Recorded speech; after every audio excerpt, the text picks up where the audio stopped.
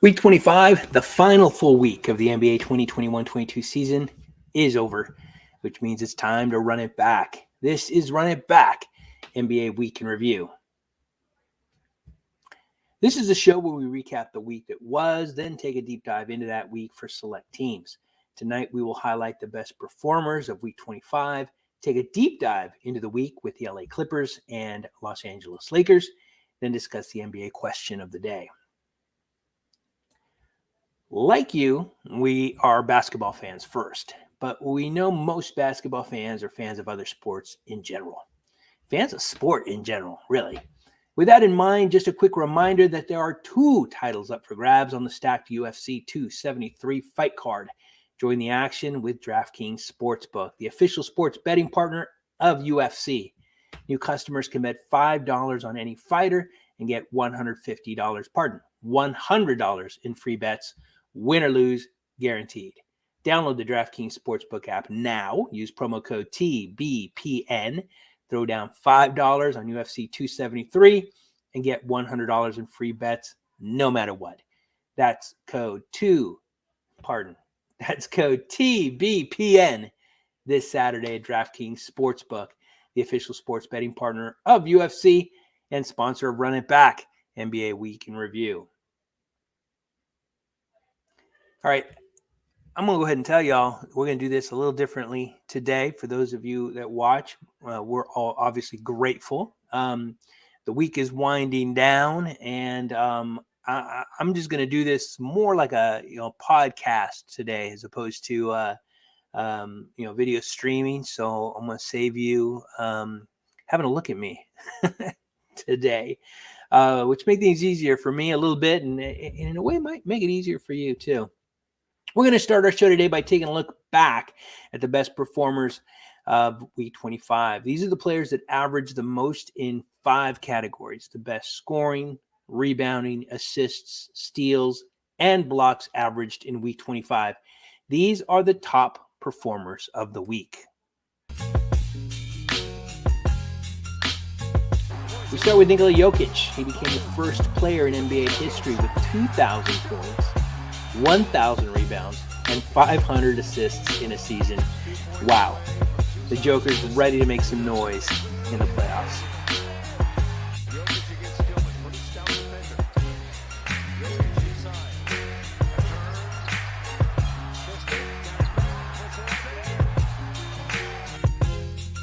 Davion Mitchell made the Sacramento Kings and their fans proud in Week 25 with a 17-assist game, breaking the Kings' rookie record of 15. Jones is playing good defense on him, but we got a Jones too. Inside, great post up by Metu. He has CJ McCollum in jail. The greats in this game do more than one thing. They are multifaceted. Nikola Jokic is multifaceted. He averaged 17 rebounds in Week 25 to lead the association.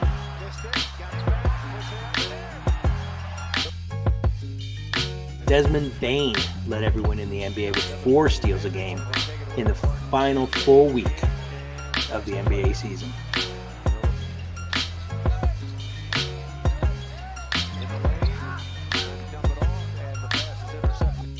Mitchell Robinson has been in this category before.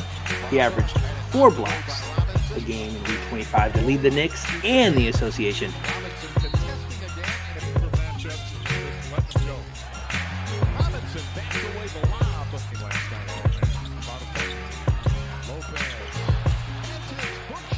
Congratulations to the best to do it in Week 25 of the NBA 21-22 season.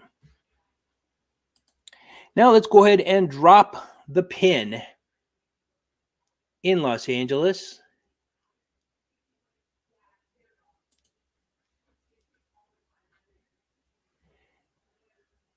So what we do is we do the show here live, and we edit it later. And sometimes when you do things live, you got hiccups. That was a hiccup. But on we go.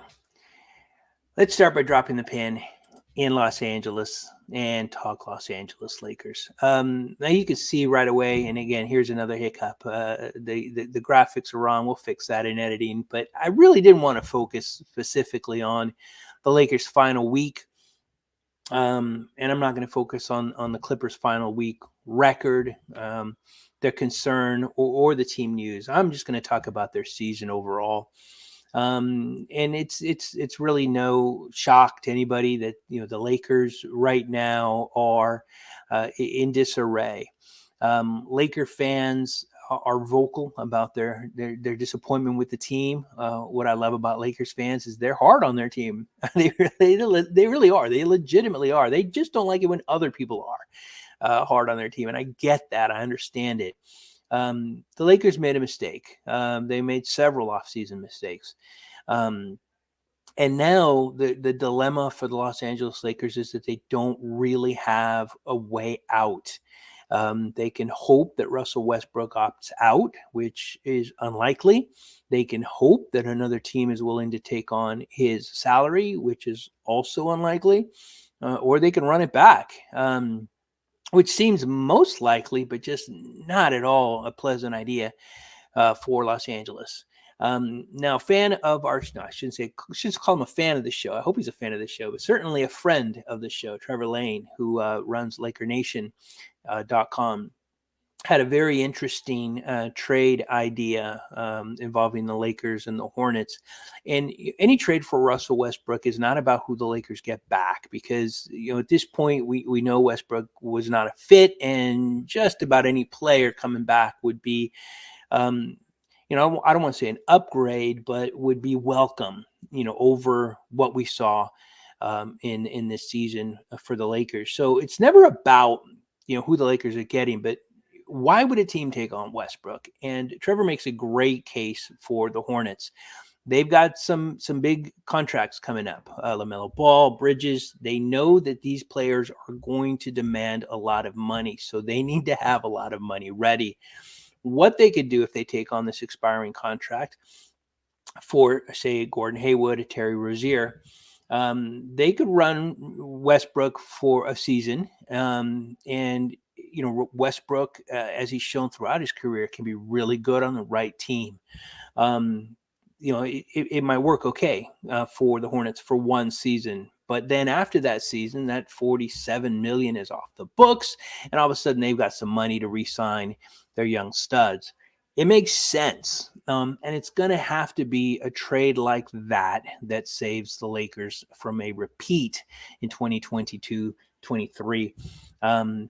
It's going to have to take a team willing to take on that large expiring contract. And that's the one thing the Lakers have. They have their first-round draft pick, which they've been hesitant to give up in the past because they don't have a lot of them. But they do have a $47 million expiring contract for a player who, is former MVP, has proven to be great in the right environment. So my guess is the Lakers are going to do everything they can to move Russell Westbrook. Russell Westbrook is going to opt in. The other interesting thing hovering over the Lakers right now, is what to do with Coach Vogel. I'm in the minority. If you look at Los Angeles Lakers Twitter comments, I don't think Vogel was to blame. He was given a team with some flaws and did the best he could. I think he just kept looking for the right combination. And he couldn't find it. Of course, injuries cost the team a ton. You could absolutely dissect just about every coach's substitution patterns, especially on a losing team. And I'm sure he made his mistakes. I'm certain of it. But this is also a coach who won a championship. This is a coach who knows what it takes to get there. As long as Coach Vogel has the confidence in the ear of his team, I think he should be allowed to stay. Number one, because of his track record. Not this season, really, but beyond that, before that. But also because who are you going to get that's any better? You look at teams, like the Jazz, who have been riding with Quinn Snyder. and I know that they had a really bad fall at the end of the season. So that may not be a great example, but the Spurs with Coach Popovich, there's a lot to be said for consistency, and the Lakers haven't had that really since Pat Riley, Phil Jackson. No, that's true, Phil Jackson. But ever since then, it's just been stopgaps. It's been these one-year contracts and these coaches that come in and leave. And I just think it's time for the Lakers to put a flag in the ground and say, this is our guy. And you could do worse than Vogel. And if you can do better, then find the better guy, or girl. But I just don't know that person exists right now.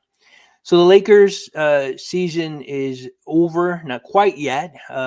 They're dipping their toes into the next week, but unfortunately not to participate in the play-in and not to participate in the playoffs. Their season is done, and a very interesting offseason begins. Evan Moore wrote a great recap for the Lakers. I have been teasing an article that I wrote, which identifies, based on metrics, that this is the second worst season in NBA Laker history. Without going a whole lot of detail about it here, because it really does need to be explained, I took a look at metrics dating all the way back to '84, and based on expectations and actual results, this is the second worst season in Laker history. And, again, it's scoreboard. I'm an analytical guy, so I will be breaking that down analytically. And look for that in the next couple of days, I hope. Sad to see what happened to the Lakers. Their expectations were high. Their performance was low. And it is what it is. The offseason begins, and the other really great thing about Los Angeles Laker fans is they're eternally optimistic, and let's hope that their optimism is rewarded in the offseason. Let's turn our attention now to the other team in Los Angeles, the Los Angeles Clippers. Unlike the Lakers, they had a pretty good overall season, especially when you consider the situation they found themselves in. Like the Lakers, they had a lot of injuries, but unlike the Lakers, they were able to overcome them.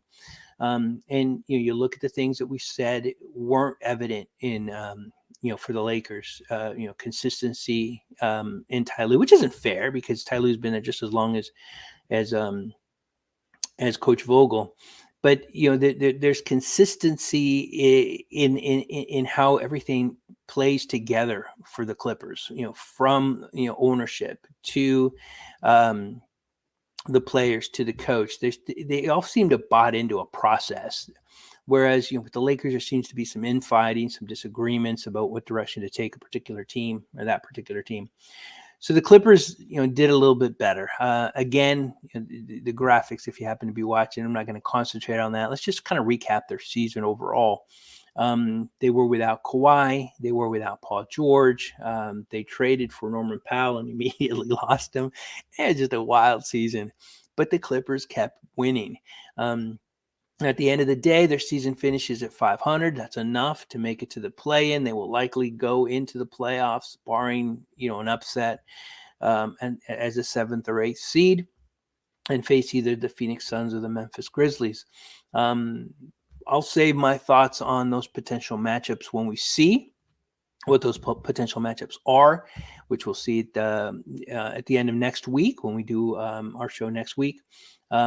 But right now, the Clippers are pretty good. They're pretty happy. They've got one game to finish the season, and then they're going to go into the play-in against the Timberwolves to see who represents the NBA Western Conference in the 7th and 8th spot. They got Norman Powell back. They got Paul George back, and all of the other players who held down the fort got better.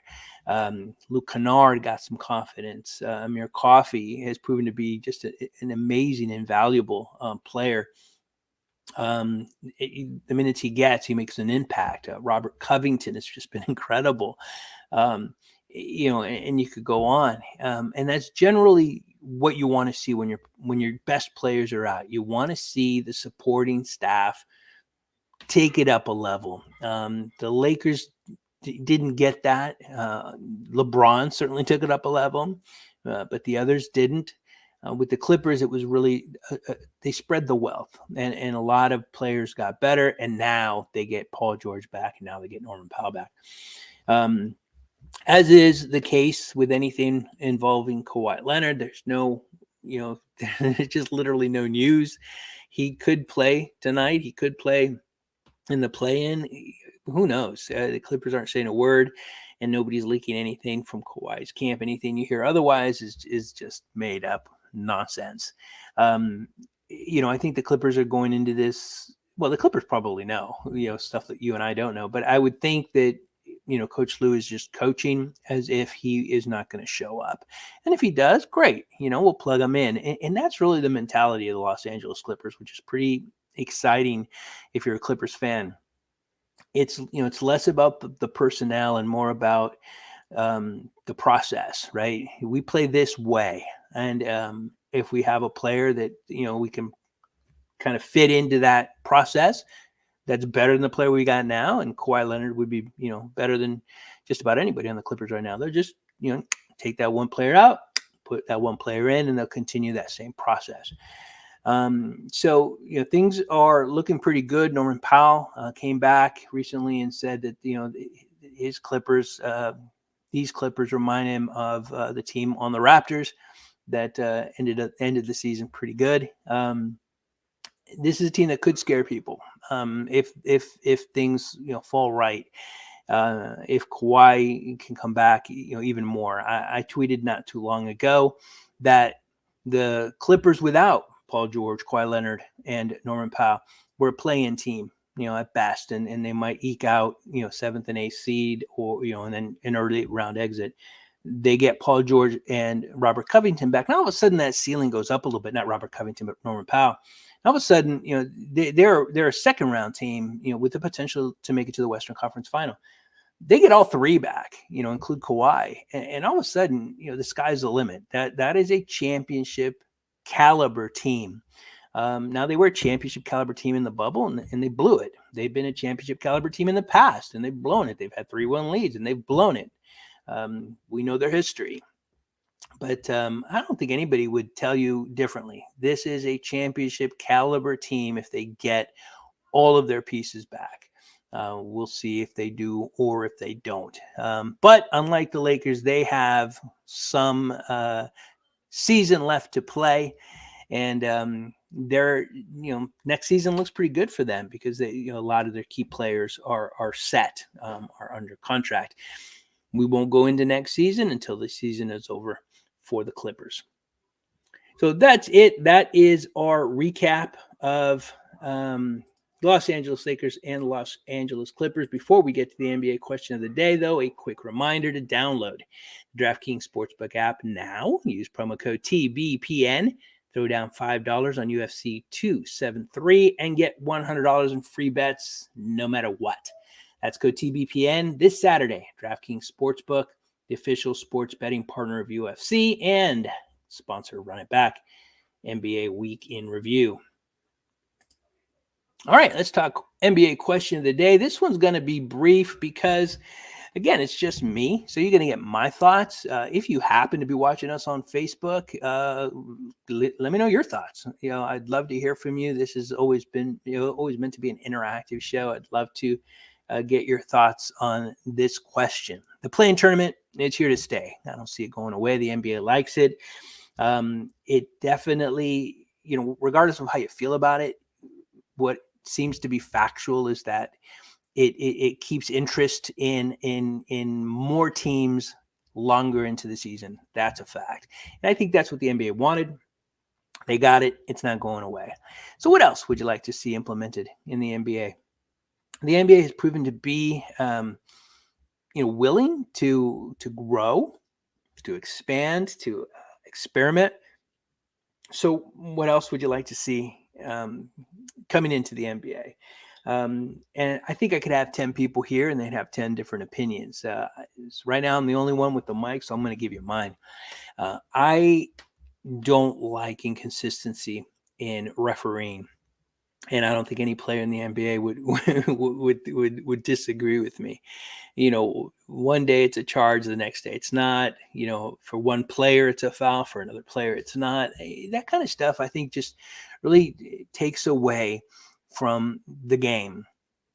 And the game is good enough. We need to find a way to make the referees' calls more consistent. Now, the opportunity to challenge is good. That's a step in the right direction, right? And we've seen some pretty important calls overturned because they took another look, and they saw that it was wrong. I mean, there's situations where there's three refs, so there's three sets of eyeballs, and then the ref, who's most poorly positioned to make a call, makes the call. And the other two refs don't say a word. I always thought that was weird. I mean, there should be kind of a meeting of the minds. But more than likely, I think what happens with refs is they manage a particular area. So they're not all looking at the ball. They're looking at three different areas. So not all three refs look at the same thing. But again, you get back to the whole element of human error. You get to the element of human emotion. Maybe a ref doesn't like a particular player, or a player's chirping a lot. We've seen some, very questionable calls by, some of the refs that come up over and over again. Some of them have become kind of infamous because of it. So anyway, that's the problem. How do you fix it? Listen, I'm a tech guy. That's my day job. And I don't think there's any doubt that we could, for certain calls, implement technology. Let's start with what I think is the most obvious one, the goaltending rule. It's really pretty simple. The ball is going up, you can block it. If the ball is coming down, you can't. That's it. I mean, the only caveat to that rule, right, is the backboard. If it hits the backboard, you can't touch it anymore. Those things are all manageable and viewable through technology. You can determine quickly whether something's going up or down. The minute the ball reaches its apex and starts to move down, a computer can sense that. It can determine that. It can be taught to. As soon as the backboard is touched, it can be taught to. Now, I'm just talking with cameras, right? The ability to make that call. If you add some kind of mechanism to the ball that will allow to track the movement, the touch, then all of a sudden the game changes across the board.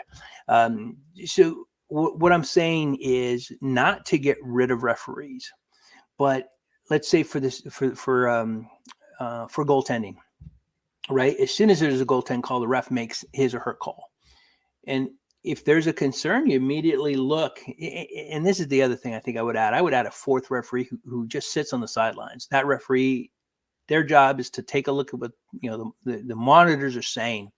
And that referee immediately knows, yeah, that's a clean block. The computer didn't complain. That ball was on its way up. So he immediately waves off. It's a good call, right? Thumbs up, whatever it might be. And that fourth referee who's on the sidelines, that one's the person responsible for reviewing all of the challenges as well. And there you go. I mean, what you've got then, you've got consistent calls. If we can, get to the point where you can eliminate the controversy around goaltends, well, then we'll move to charges and blocks, right? That's a tough one. Let's get that right. Then we'll move to, gee whiz, there's so many others that you could think of. Was this foot on the line or not on a 3? All of these things are really easy, theoretically to fix using technology. And I, for one, would like to see it. So that's my take. I'd love to hear your thoughts. I know some people may not be, particularly fond of, having to go to the computer, letting the computer make the call. Get that, understand it. But I think for my money, it can be the lesser of two evils. And it helps us get these calls right. All right. That's it. That's our show. The idea today was to keep it short. It's just me. The season's winding down. But before I let you go, I want to thank you all for watching and listening, not just today, but this season. This is a passion project for me. I enjoy doing this. I'm not going to stop.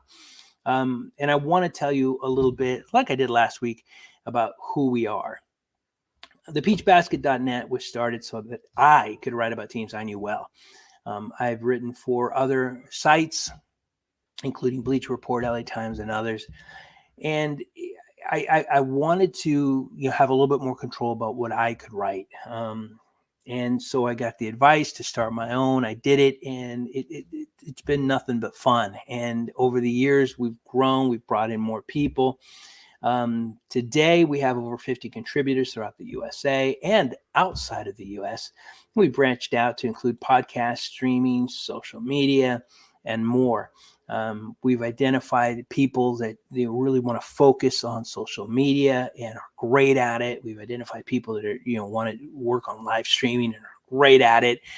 And we're growing. I mean, we're growing, and there's no other way to put it. And I think every year, every season, we're going to get a little bit better. This season, we had our first writer credentialed for the NBA, which is wild. They showed up at an NBA game with a Peach Basket media badge, which is incredible. Super excited about that. Super excited about our partnership with the Basketball League, a growing minor league with franchises throughout the USA. That partnership allows us to attend games, to interview players and coaches, and to really get a feel for what it's going to be like. Maybe to go to an NBA game, a WNBA game, G League games moving forward. That league is amazing. They're community based, and they've given us that ability.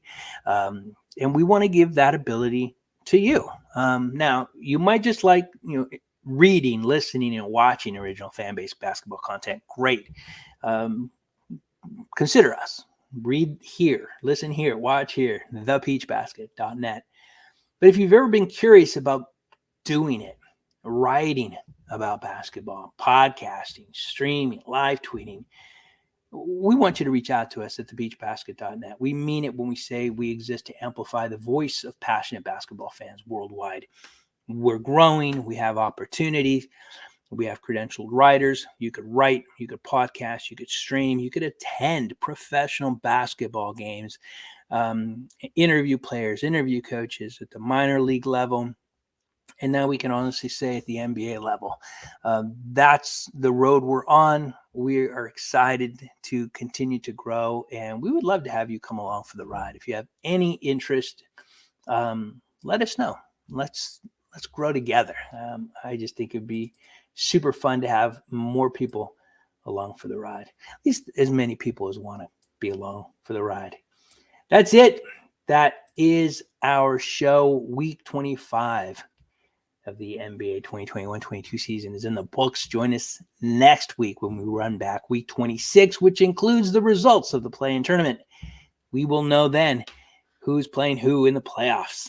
Thanks for watching. As always, thank you for listening. As always, we'll talk again next week.